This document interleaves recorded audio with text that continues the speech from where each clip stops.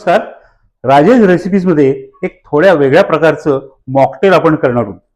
हे आहे नारळाचं पाणी. 4 नारळाचं पाणी. नारळ बाहेरून खाऊन आणले तर पाणी वाया का घालवायचं, त्यांच्याकडेच ठेवण्याऐवजी इथे घरी घेऊन आलो आणि त्याचं आपण आता एक वेगळ्या पद्धतीचं मॉकटेल करणार आहोत. ज्युसर मध्ये मी हे नारळाचं पाणी घातले, अर्ध्या डाळिंबाचे दाणे घातले, थोडीशी जिरेपूड,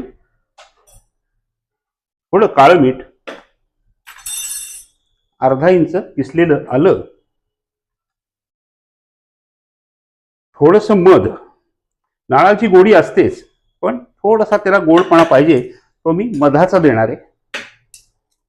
आणि चवीपुरतं लिंबू. हा या वेगळ्या प्रकारे जरा छान वाटेल. आणि थोडेसे आईस क्यूब. फार पानसट करायचं नाही, नाहीतर नारळाच्या पाण्याची चव आपल्याला लागणार नाही. हे ब्लेंड करून घ्यायचं.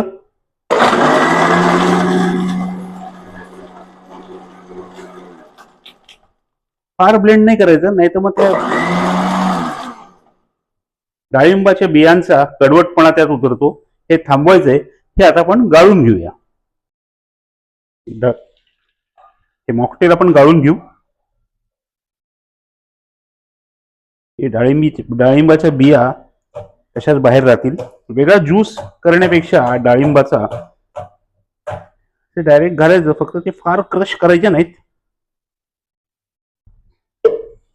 हे आता आपण स्ट्रेन करून घेतलंय. एक वेगळ्या प्रकारचं मॉकटेल आपलं तयार आहे. ते आपण आता सर्व करू. नारळ पाणी आहे, परत त्यात डाळिंबाचा ज्यूस आहे. वाह, क्या बात आहे. वेगळ्या काही कशाची ऍडिशनची गरज नाही. थंडगार छान. 2 मोठे ग्लास भरून मस्त आपलं मॉकटेल तयार आहे.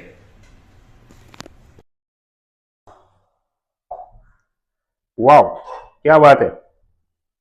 करून बघा, खूप छान लागतं. मॉकटेलची टेस्ट कशी झाली आहे तेही तुम्हाला आता सांगतो.